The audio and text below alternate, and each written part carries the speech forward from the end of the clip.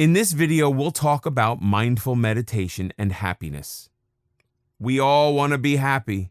It's our natural condition. It used to be believed that our capacity for happiness is innate. We're born with a certain happiness threshold, and that was the baseline.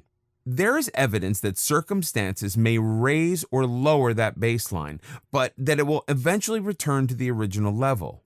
For example, when someone experiences something exciting, such as receiving a much-wanted gift or a dream vacation, the happiness meter rises immensely for a while, then naturally levels off. These bursts of occasional positivity really don't affect the overall quality of our life. In the case of severe grief, our natural happiness level may plummet, but eventually it will return to the normal level.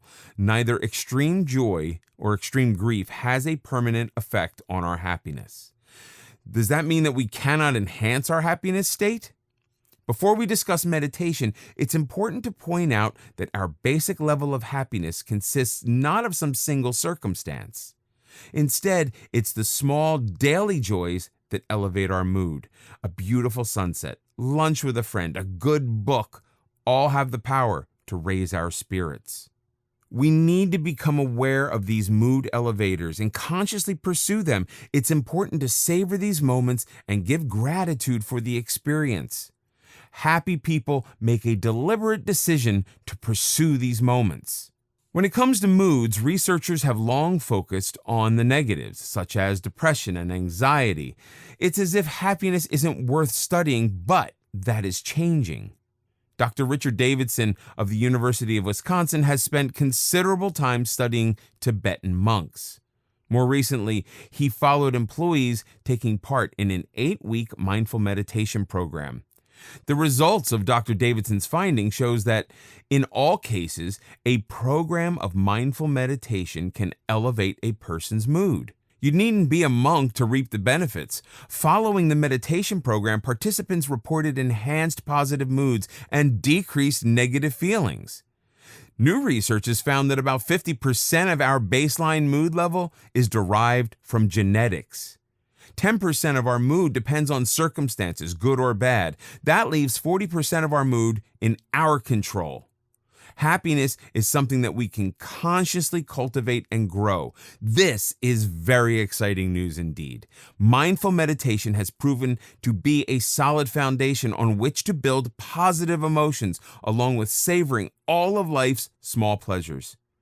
Shame and anger can be a tremendous barrier to happiness.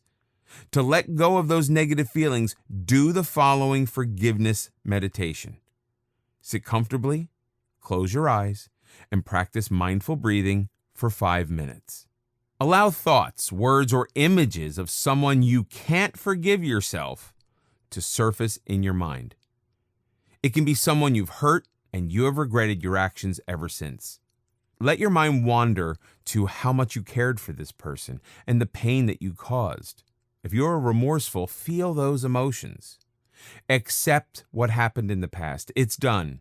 It is time to forgive yourself. In your mind, think, I forgive myself. I have made mistakes and caused pain, either deliberately or not. I am not the same person. I have learned much from life.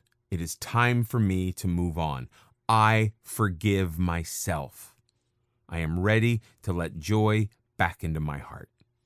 Feel free to use words appropriate to your situation. This exercise will lift the burden from your heart and allow feelings of happiness in its place.